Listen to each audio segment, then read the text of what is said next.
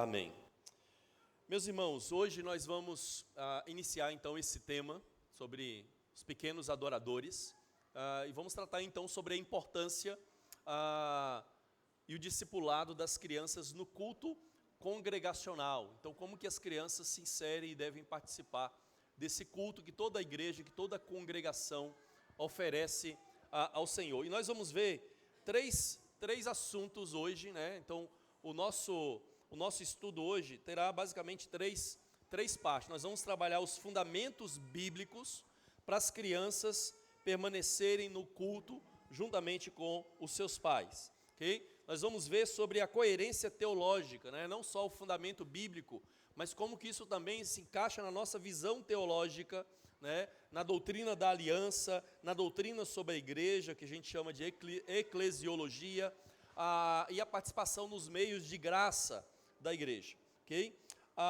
Em terceiro lugar, nós vamos concluir aí trabalhando sobre a importância prática para a saúde da igreja. Okay? Então, essa será a estrutura da nossa aula aqui para os irmãos poderem se situar à medida que a gente vai trabalhando. Então, nós vamos começar sobre o fundamento bíblico. Qual que é a fundamentação bíblica das crianças permanecerem no culto juntamente com os seus pais? E aqui nós vamos trabalhar 3 pontos específicos, né?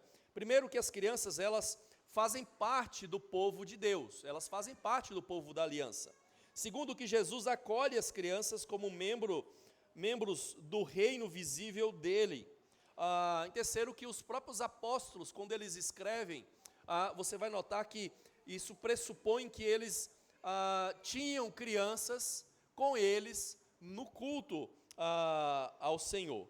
Né? Então, a primeira coisa que a gente vai ver, o próximo slide aí, é justamente que as crianças, elas fazem parte do povo da aliança. Né? Elas fazem parte do povo de Deus.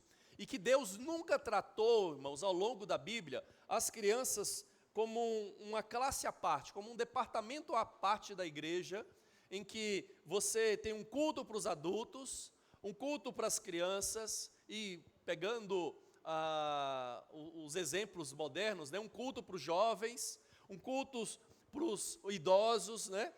A Bíblia não trabalha com esse tipo de divisão, né? A Bíblia, quando fala sobre adoração, ela fala do povo de Deus reunido como um todo, todas as faixas etárias, todas as classes sociais, todos juntos, né? Reunidos e unidos por um só Deus. O que nos une não é a nossa idade, não é a nossa faixa etária, não é o nosso nível cultural. O que nos une é Cristo e a graça dele. Então, a gente precisa entender isso, e como que Deus nunca tratou as crianças como uma classe inferior ou a parte do povo dele, quando a gente vê nas Escrituras. E essa imagem aqui ilustra bem o que às vezes se torna o culto infantil. O culto infantil, né? Que é um nome já infeliz, né, chamar de culto infantil, porque o culto de Deus nunca deve ser infantil, né? Ele tem que ser um culto que é prestado com razão, com entendimento da verdade dele, e jamais um culto infantil, né? Então, o que acontece no culto infantil normalmente? É o momento em que os pais pegam seus filhos, penduram lá no cabide e deixam eles lá, para ficarem livres deles. Infelizmente, é esse pensamento que muitos pais têm, né? E quando eles às vezes vão em uma igreja em que as crianças permanecem, isso parece um absurdo para alguns pais. Alguns até mesmo não permanecem na igreja, se a igreja não tem um cultinho infantil, né?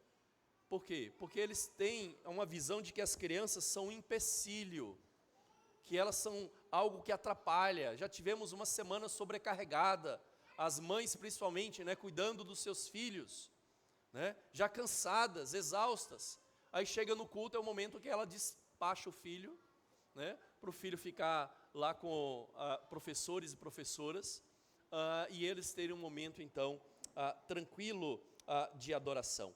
Mas não é esse o pensamento bíblico. As crianças não devem ser vistas como um empecilho, mas como uma bênção para a igreja, irmãos. O que a gente tem que ficar triste não é em vermos crianças chorando na igreja ou chorando no culto. A gente deve ficar triste quando a gente vê uma igreja que não tem crianças, em que não tem uma nova geração sendo formada na igreja. E as pessoas então elas começam a envelhecer, né? Aquilo que vulgarmente se fala, né? Igreja de velhos, né? Vulgarmente, né? O que as pessoas às vezes falam, aquela igreja ali, ó, normalmente é presbiteriana, é batista, né? Essa é só igreja de velho, né? Porque não tem criança, não tem jovem, né? E por que isso se dá? Porque desde cedo a gente começou a segregar as idades. E isso então resulta nessa divisão que infelizmente ocorre. Então nós vamos ver alguns textos bíblicos que tratam especificamente e mostram como que as crianças estavam reunidas juntamente com o povo de Deus. Próximo slide tem o texto de Deuteronômio, capítulo 31. Eu pedi aos irmãos que todos juntos leiam, por favor. Uai. Aconteceu algum problema aí no...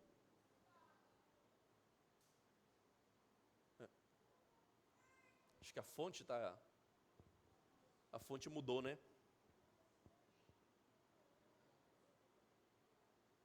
Acho que a fonte se alterou. Você consegue diminuir um pouco a fonte? Não, né? Agora não vai dar. Então vamos ler do jeito que está aí mesmo. Deuteronômio 31, versículo 12 a 13, ele diz assim, irmãos: reúnam o povo, os homens, as mulheres, as crianças e os estrangeiros que se encontram nas cidades onde vocês moram, para que ouçam, aprendam e temam o Senhor, o Deus de vocês, e cuidem de cumprir todas as palavras desta lei, para que os seus filhos, que não a souberem, ouçam e aprendam a temer o Senhor, seu Deus, todos os dias que viverem na terra em que passarão e que, passando o Jordão, vocês vão entrar e da qual tomarão posse. Eu estou com um livro, um óculos multifocal, então está bem complicado aprender a usar esse óculos aqui. Mas veja só, esse texto de Deuteronômio está deixando claro como que Deus chama para que se reúnam na presença dele o povo. Aí ele vai descrever quem é esse povo: os homens, as mulheres e as crianças, e até mesmo os estrangeiros, aqueles que vieram de fora e agora se tornaram parte daquele povo também. Então todos esses deveriam se reunir perante o Senhor. Veja que o versículo 13 diz: e para que os seus filhos que não a souberem, ouçam e aprendam a temer o Senhor. Então veja que ele ainda reforça dizer por que as crianças têm que estar presentes. Para que, se ainda eles não sabem, se eles não conhecem, eles possam ouvir e possam aprender a temer o Senhor, seu Deus. Então esse é o motivo pelo qual as crianças ficam conosco, diante da assembleia do povo de Deus, para que elas possam aprender, para que elas possam ouvir e ver com os pais, com os adultos na igreja, como adorar ao Senhor Deus. Um próximo texto é o de Joel, capítulo 2, versículo 15 a 16. Olha o que ele diz: toquem a trombeta em Sião, proclamem um santo jejum, convoquem uma reunião solene, reúnam o povo, santifiquem a congregação, congreguem os anciãos, reúnam as crianças e os que mamam no peito, que o noivo saia do seu quarto e a noiva dos seus aposentos. Então, novamente aqui ele enfatiza que as crianças deveriam também se reunir, e não só as crianças, né? Mas também os que mamam no peito, ou seja, bebezinhos, deveriam estar presentes diante do Senhor. Veja que o Senhor quer que todos esses adorem a Ele de maneira conjunta. Um outro texto é o de Crônicas, capítulo 20, o versículo 13, diz assim: todos os homens de Judá estavam em pé diante do Senhor, com as suas crianças, as suas mulheres e os seus filhos. Então, no meio da congregação, o Espírito do Senhor veio sobre Jaziel, filho de Zacarias, filho de Benaía, filho de Jeiel, eu não estou conseguindo ler, Jeiel, isso mesmo, filho de Matanias, levita dos filhos de Asaf. Então veja só, claramente, né, o Senhor pede que chama esse povo, né, e todos eles comparecem perante o Senhor, inclusive as crianças também. Tem mais um texto, o de Neemias, capítulo 8, versículo 3, ele diz assim: Esdras leu o livro em voz alta, diante da praça, que fica em frente ao portão das águas, desde o amanhecer até o meio-dia, na presença dos homens, das mulheres e dos que podiam entender. E todo o povo tinha os ouvidos atentos ao livro da lei.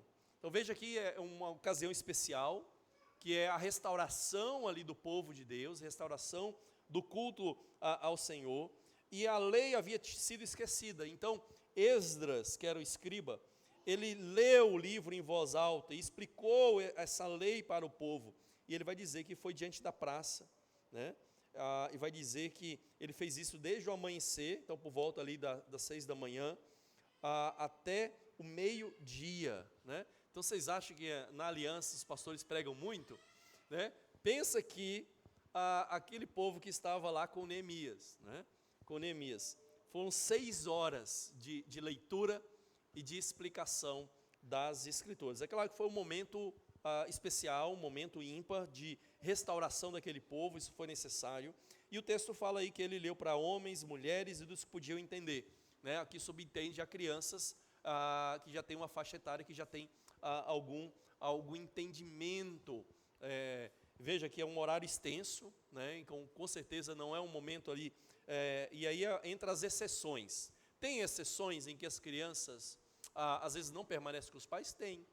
Às vezes alguma programação mais extensa, alguma programação especial, pode ter esse momento. A gente não é radical ao ponto de dizer que não existe nenhuma possibilidade de ter alguma programação, alguma atividade paralela, ou às vezes até os pais não estarem tão presentes porque têm que cuidar dos seus filhos. Existem essas possibilidades, mas a gente não pode tornar a exceção a regra, ok? A exceção é a regra. Então é importante, irmãos, próximo slide, a gente entender isso, né, que esses textos mostram para a gente que as crianças sempre fizeram parte da assembleia, da congregação do povo de Deus, e que Deus nunca tratou as crianças como uma classe à parte, uma classe inferior, né? E elas estavam sempre aqui incluídas nesses textos, nessas reuniões solenes. É o que um texto específico aqui que nós lemos diz: reunião solene perante o Senhor. Então não era um momento de entretenimento, lúdico,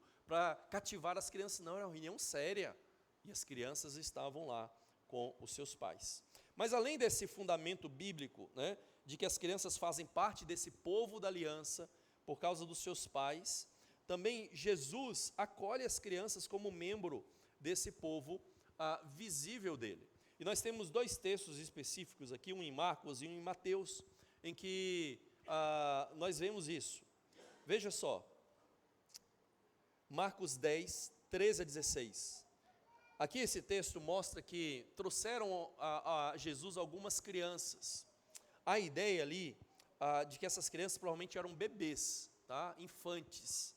O termo grego que é usado ali para se referir muitas vezes a realmente uma criança bem pequenininha. Okay?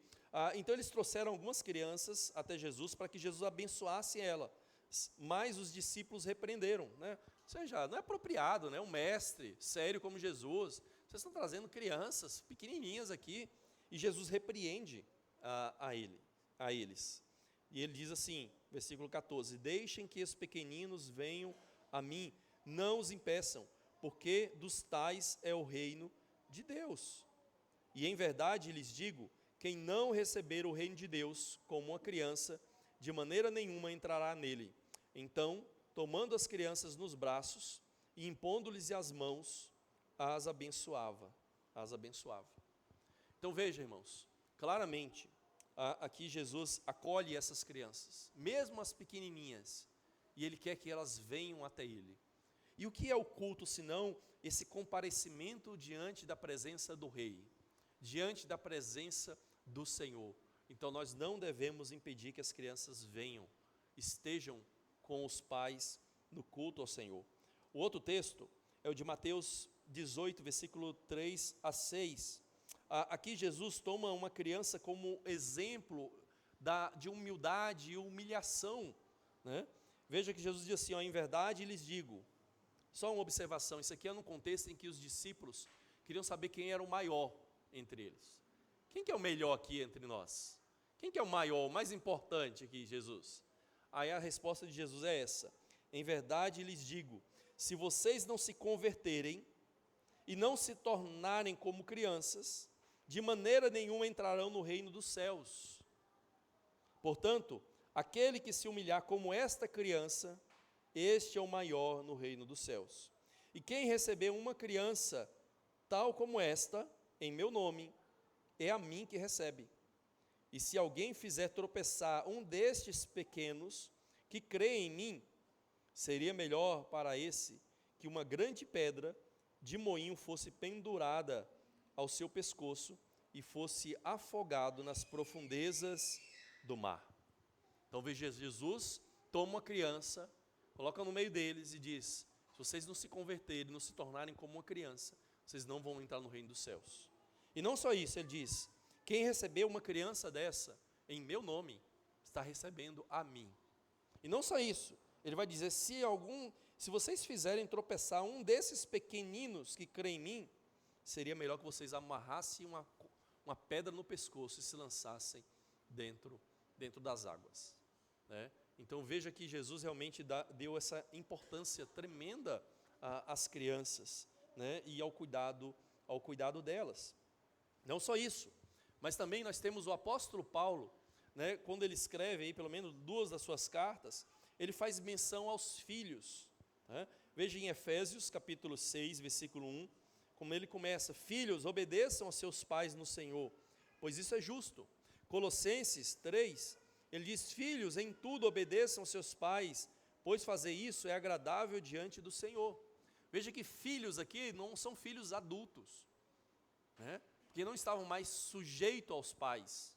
Ele está falando realmente de crianças. E veja que ele está escrevendo para uma igreja, e está escrevendo de uma maneira que fica claro que os filhos estariam ouvindo a leitura dessa carta e a explicação dela. Então os filhos estariam juntos com os seus pais. E é por isso que ele se dirige diretamente a eles. Ele não só fala aos pais, mas ele fala também diretamente aos filhos, chamando-os à obediência e à submissão aos seus pais. Então, irmãos, ficou claro que a gente tem subsídio bíblico, fundamento bíblico, para entender que as crianças, elas fazem parte desse povo da aliança, se reúnem com esse povo da aliança para adorar o Senhor, ouvem a instrução que vem do Senhor, juntamente com os seus pais. E isso, irmãos, tem a ver também com a coerência teológica, né? Porque esse é o fundamento bíblico, e agora a gente precisa ver como que isso se encaixa dentro da nossa visão teológica. E qual que é a diferença entre, então, fundamento bíblico e a coerência teológica? Não é a mesma coisa, teologia, Bíblia? É e não é. Porque teologia é a nossa compreensão, entendimento e organização, sistematização do conhecimento bíblico. Então nós pegamos os textos bíblicos, entendemos eles, interpretamos e organizamos de maneira sistemática para a nossa melhor compreensão e ensino. Então, embora de fato a teologia ela tem que brotar das escrituras, tem essa distinção aí semântica, ok? Então, em termos de coerência teológica, a gente pode perceber o seguinte, e há 3 coisas aqui também que nós vamos tratar, né? Primeiro, a teologia da aliança, né?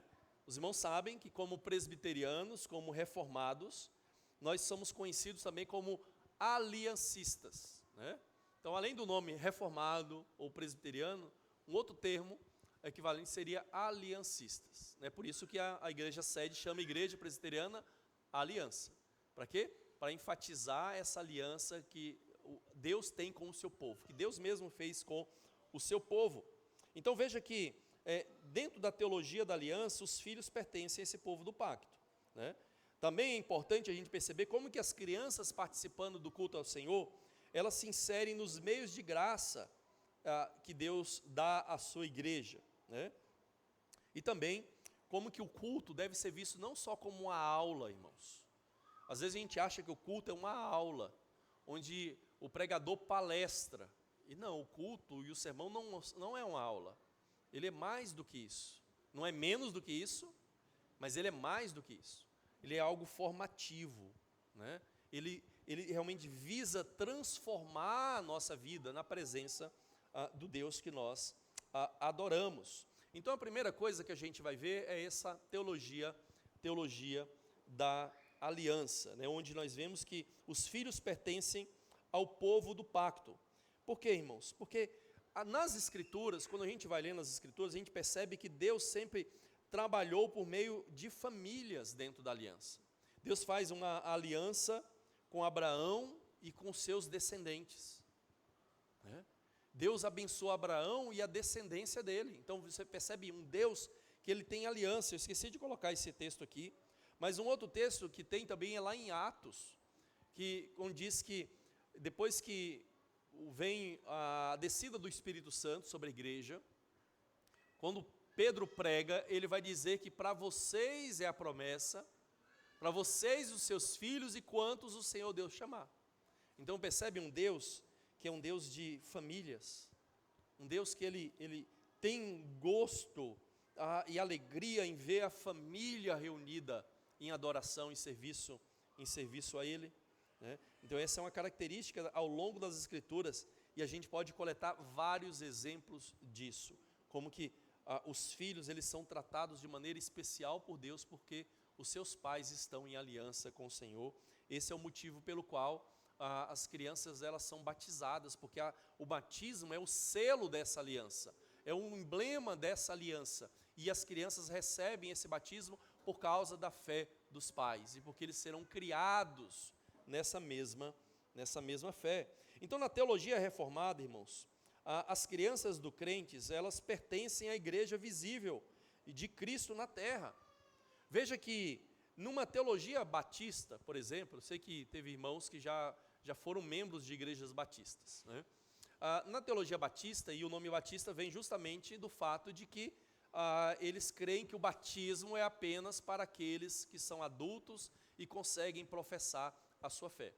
Dentro de uma teologia batista, então se eu não posso batizar o meu filho porque ele ainda não chegou o momento de professar sua fé, qual a implicação disso? Essa criança, ela não é o quê? Ela não é parte da igreja, entende? Ela está na igreja, ela se reúne com a igreja.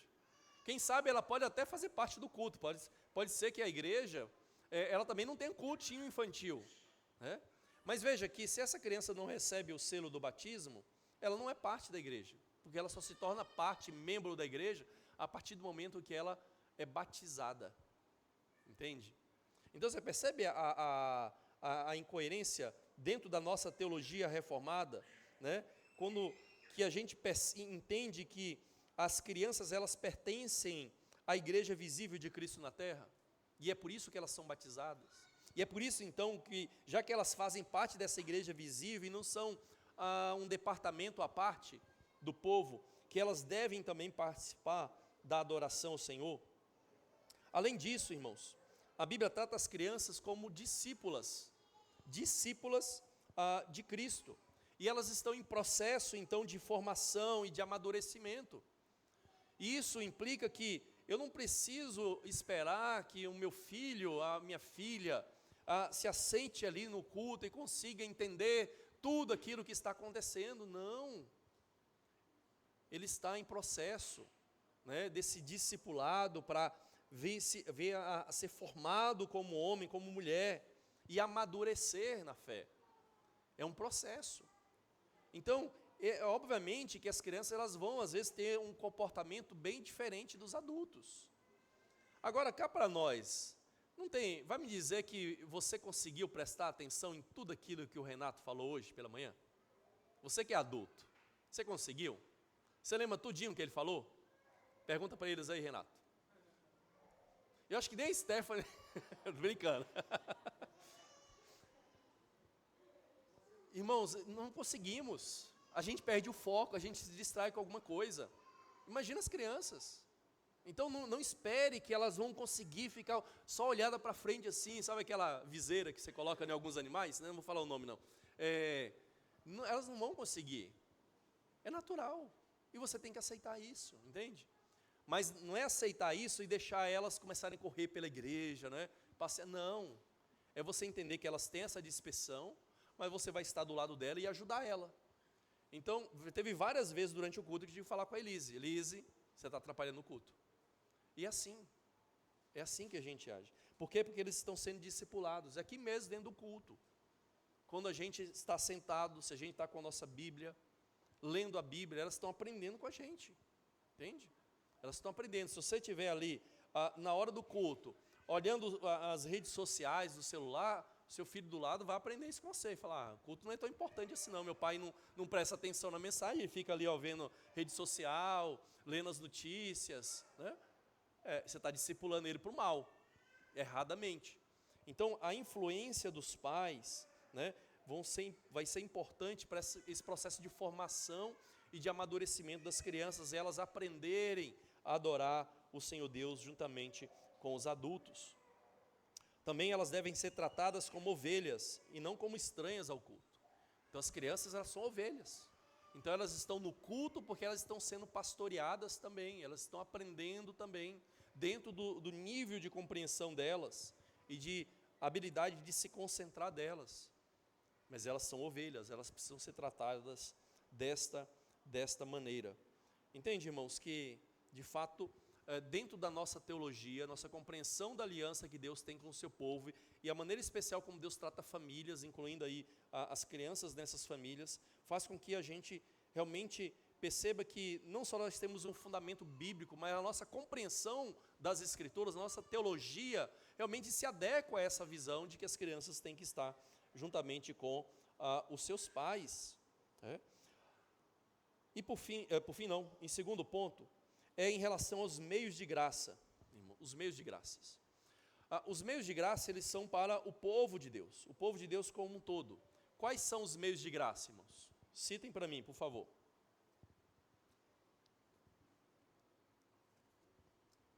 Quais são os meios de graça?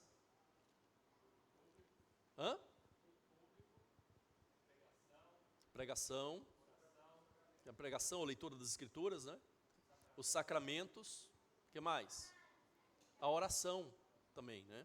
E tudo aquilo que faz parte do culto, percebe? O sacramento faz parte do culto? Faz. Você tem o batismo, você tem a ceia.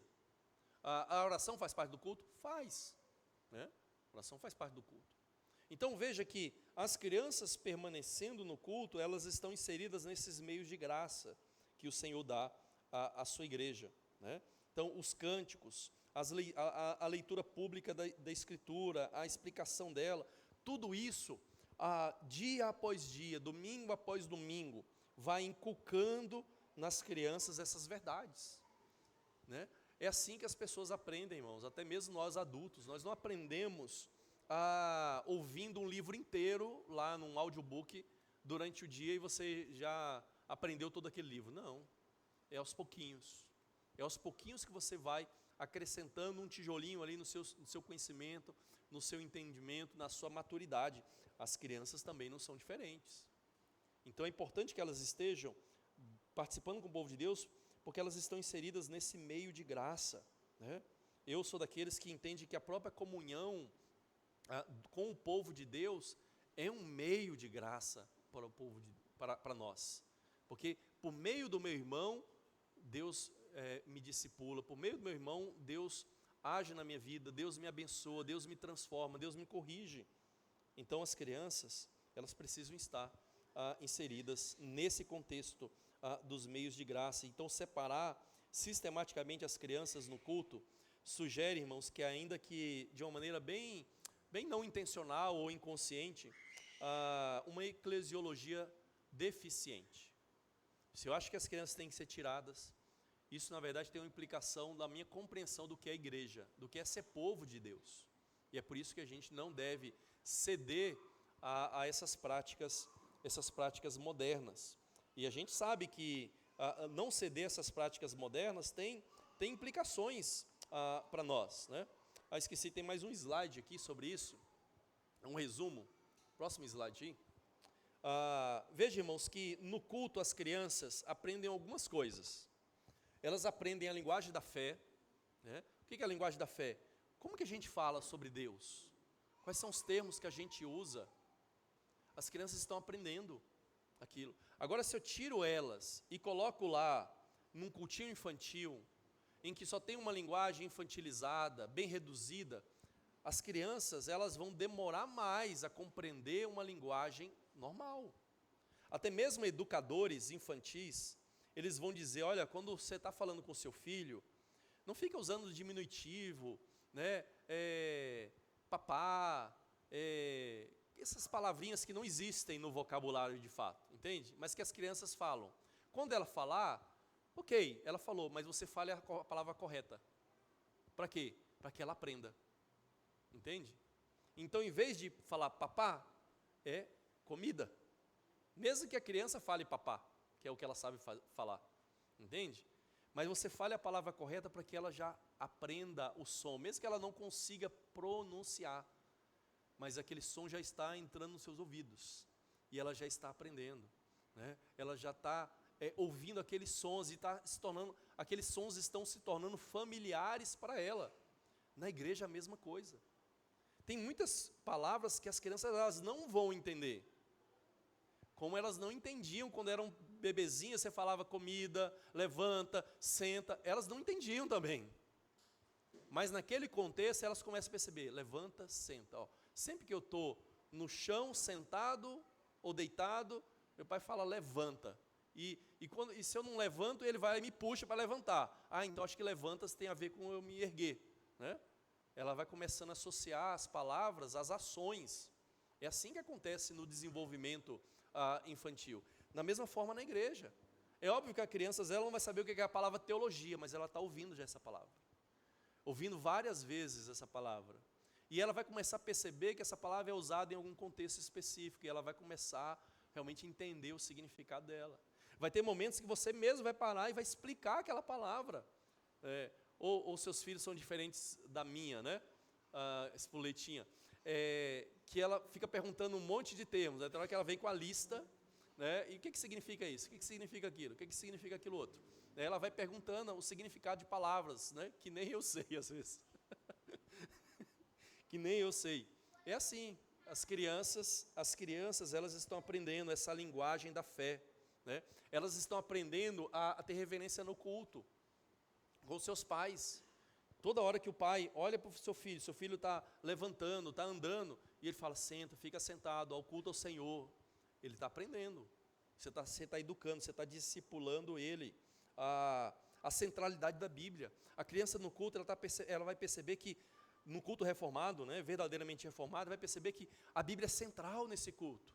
Deus, obviamente, é o centro do culto, mas veja que a Bíblia tem um papel fundamental, por quê? Porque ela é a palavra de Deus. A Bíblia, escrita, inspirada, é a palavra de Deus. E por ser a palavra de Deus, ela é central, porque Deus é central no culto. E as crianças, elas vão perceber isso. Agora, se você tira ela para o cultinho infantil, e infelizmente a maioria dos cultos infantis, eles são realmente só brincadeiras. Alguns simplesmente só tem uma sala lá de brinquedos, de jogos para as crianças. Né? Nem mesmo tem uma mensagem curta para as crianças. Né? Às vezes nem música tem, né? Que já pelo menos já ensinaria alguma coisa através da música. Né? Então, veja que você manter a criança no culto, ela vai perceber aqui o centro não é a diversão, não é a brincadeira, não é o lúdico, mas é a palavra, é entender a palavra. E ela vai ser estimulada e você precisa estimulá-la a entender essa palavra que está sendo explicada. A cristocentricidade do culto, ela não é o centro, o culto não é para agradar ela. Quando você faz um cultinho infantil, quando a gente faz um cultinho infantil, irmãos, o que a gente está ensinando para a criança, no final das contas, eu tenho que fazer alguma coisa para agradar a pessoa, para agradar ela. Aí ela vai crescer, vai se tornar adolescente. Ela vai dizer, eu quero um culto adolescente também, para me agradar. Aí ela vai se tornar jovem, ela vai dizer, eu quero um culto jovem, para me agradar. Entendeu? Ela se tornou um adulto, eu quero um culto adulto para me agradar. Se tornou idoso, agora eu quero um culto de idoso. Né? E assim vai, a pessoa vai sendo formatada numa ideia de que o culto é para ela. E que é feito a imagem dela, e os gostos dela. E o culto não é para a pessoa, o culto não é para a gente, o culto é para o Senhor. E quando a criança, então, ela é inserida nesse contexto de adoração comunitária, irmãos, ela está entendendo que o Senhor, Cristo, Ele é o centro do culto. Porque o culto não é para ela ou para mim, é para o Senhor, né? Ele é o centro, né? Além disso, por último lugar aqui, né? A criança, ao estar presente com a igreja reunida, ela vai entender que aqui é o lugar dela. Quando a gente tira as crianças do culto para um cultinho infantil, irmãos, a gente está dizendo o seguinte: esse lugar não é para você. Você não é bem-vindo aqui. Eu sei que ninguém fala assim, irmãos, mas na prática é. Na prática é porque, às vezes, se você for numa igreja em que tem um culto infantil, você ficar com seus filhos ali, o menor choro, a reação vai ser, às vezes, de: por que esse pai manteve essas crianças aqui dentro, se tinha um cultinho infantil? Né?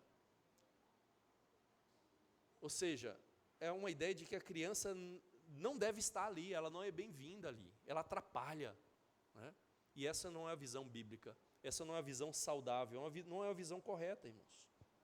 Então nós vimos aqui como que a igreja, né, está inserida nesse meio de graça, nesses meios de graça, e esses meios de graça são para toda a igreja, incluindo aí as crianças que devem participar do culto.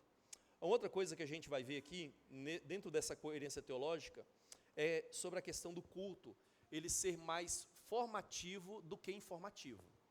Nós não estamos dizendo que o culto não é informativo, que ele não tem informações, que ele não tem ensino, não é isso. Mas veja que ele é mais formativo, porque formativo, ele abrange a informação, mas ele vai além. Tem a ver com formação do caráter, tem a ver com formação do comportamento, tem a ver com essa formação dessa linguagem da fé, dessa reverência, dessa contemplação da grandeza de Deus, da sublimidade de Deus. Porque eu posso ter algo meramente informativo, mas ser só dados na minha cachola, na minha mente, e isso não transbordar no meu coração e mudar a minha vida, o meu comportamento. Então o culto ele tem que ser visto como formativo, né? Não é uma mera transmissão de conhecimento, mas realmente é algo que me molda por meio do ambiente, né, de reverência. Eu estou sendo moldado por isso, quando eu vejo outras pessoas. É muito interessante lá na Aliança, os irmãos sabem como que na sede a gente tem mais de 120 crianças, né, contando com as que eram daqui, né? Mas aqui a gente tem quase 40 crianças. É muito interessante que mesmo uma criança que às vezes não estava acostumada a participar de um culto, quando elas vêm a um culto na IPA, e elas não veem as outras crianças correndo, o que acontece normalmente com as crianças? Elas se adequam ao padrão dali. É muito interessante.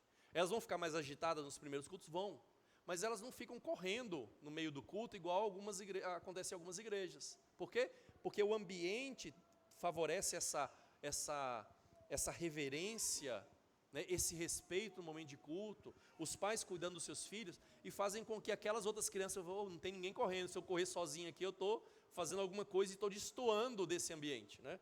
Então a importância desse ambiente de reverência, esse peso da palavra, a oração coletiva, ela é formativa para todos nós, inclusive para as crianças. Esse canto congregacional, as crianças aprenderem a cantar músicas, que não só são músicas infantis, né, que podem ter esse momento em casa, mas músicas que a igreja canta diante do Senhor, elas estão aprendendo e sendo moldadas nisso.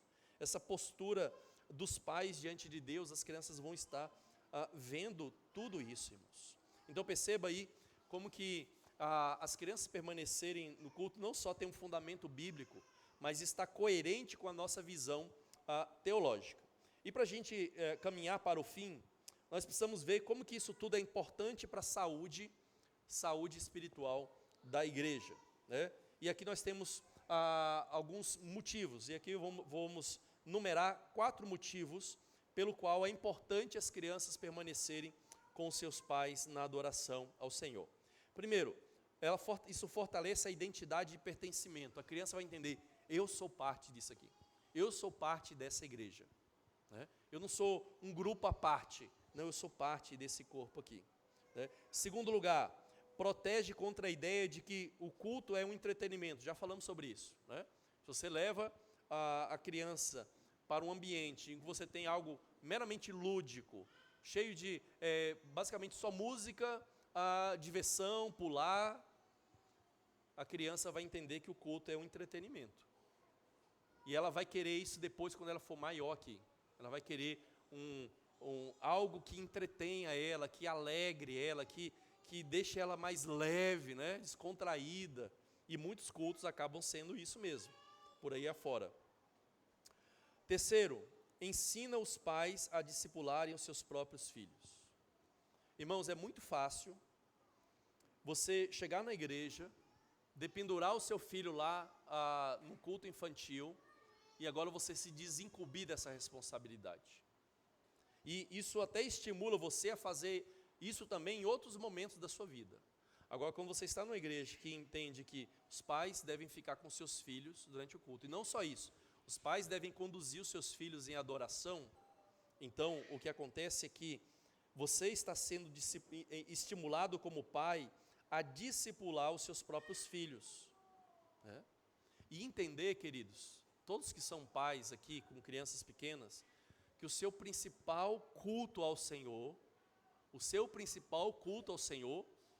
é conduzir o seu filho em adoração. A palavra culto, tem vários termos para culto nas Escrituras, né? Um deles é liturgia, né? Que é de onde vem a nossa palavra liturgia. E todos esses termos, eles significam a mesma coisa: serviço. Então, culto é um serviço sagrado que nós prestamos a Deus. Liturgia é um serviço sagrado que nós prestamos a Deus. E por que então que o seu principal culto é conduzir o seu filho? Porque ao conduzir o seu filho, você está servindo a Deus. O culto é o lugar de você servir a Deus. E conduzir o seu filho em culto, ajudar a ele a entender a importância do culto, a se comportar no culto, é adoração. Não é meramente você conseguir prestar atenção em todos os cânticos, prestar atenção em toda a pregação, não. Você precisa entender, se você está ali com seu filho, está ajudando ele, mesmo que você não conseguiu entender e prestar atenção em tudo, porque você teve momentos que você teve que parar para poder conduzir o seu filho, lembra, você está adorando a Deus com isso, é um serviço ao Senhor, você está conduzindo esses pequenos adoradores diante do Senhor. Então, entenda, o seu principal culto aqui na igreja, com filhos pequenos, é conduzir o seu filho em adoração. Então, não acha que isso é um empecilho para a sua adoração, não. Isso é a sua adoração ao Senhor, né? Mantenha as crianças próximas. Sempre falamos, né? As crianças não devem estar sentadas com outras crianças, adolescente com os outros adolescentes, não, tem que estar com seus pais. Por quê? Porque os pais são aqueles que vão corrigir eles, vão ajudar eles a se concentrar, né? Às vezes a gente vê adolescentes todos sentados juntos, né, fora dos seus pais. Aí eles ficam conversando, ficam mexendo no celular, e não tem nenhum adulto ali para corrigir e ajudar eles.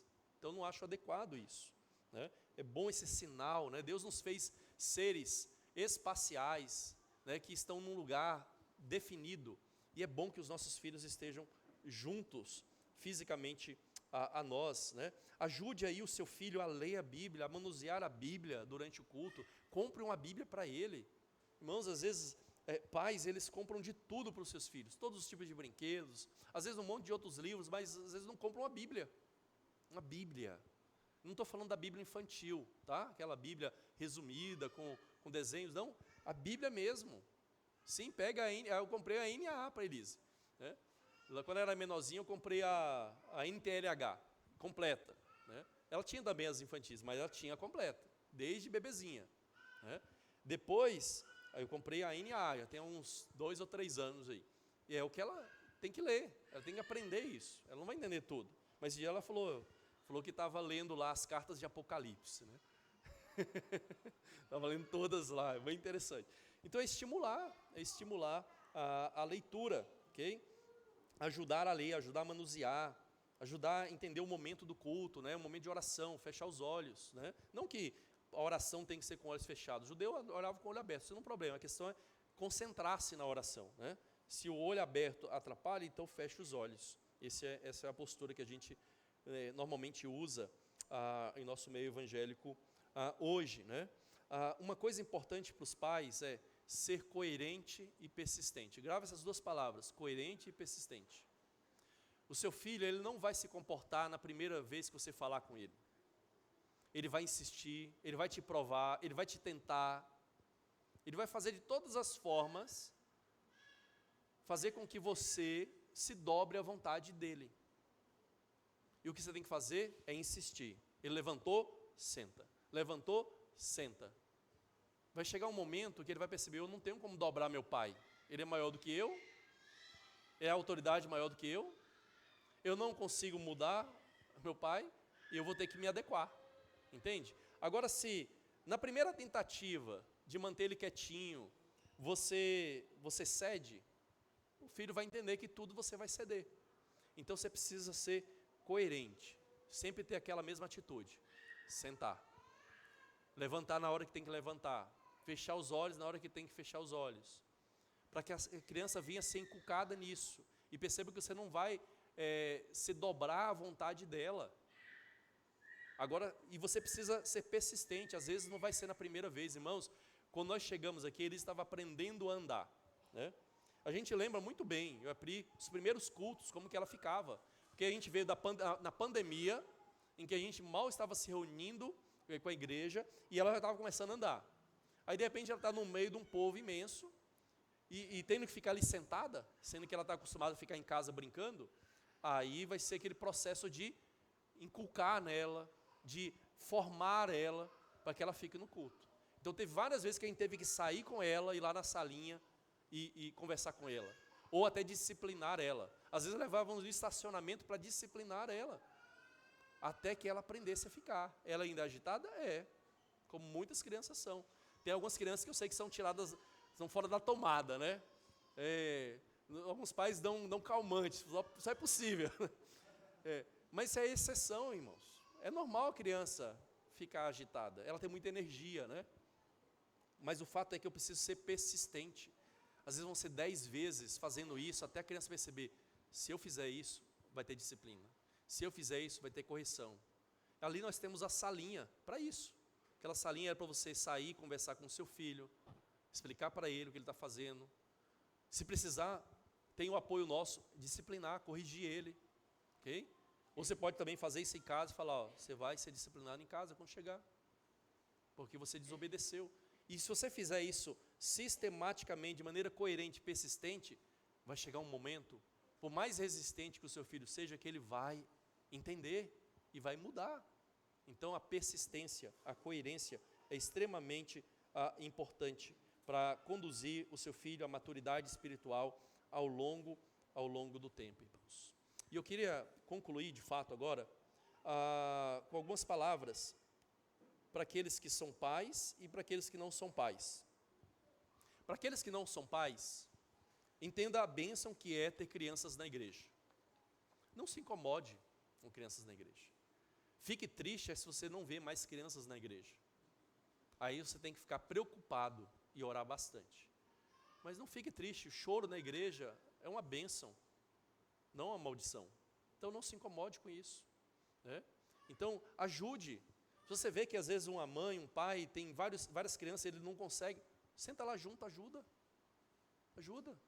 Quando nós fazemos o batismo infantil, nós não perguntamos para a igreja, que a igreja também vai ajudar a criar essa criança no caminho do Senhor.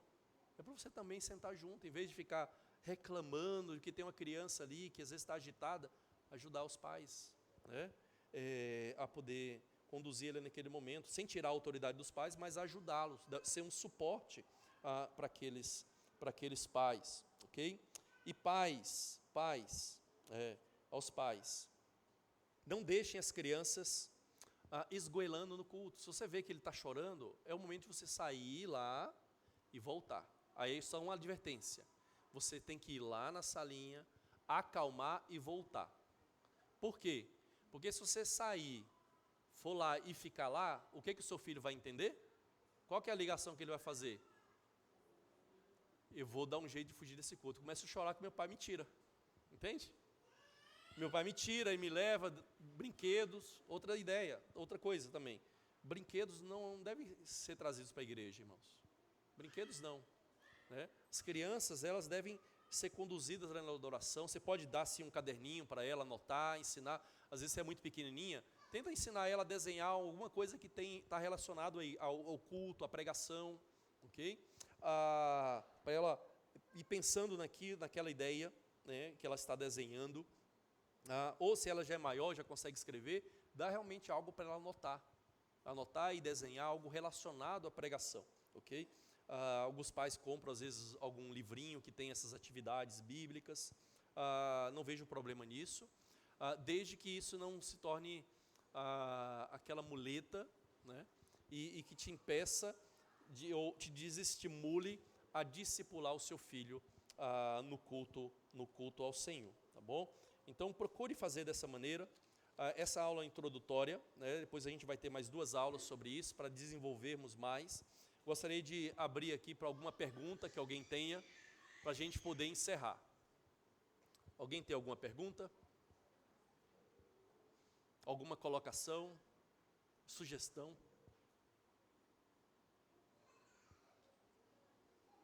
Não? Então vamos encerrar, vamos falar com o Senhor.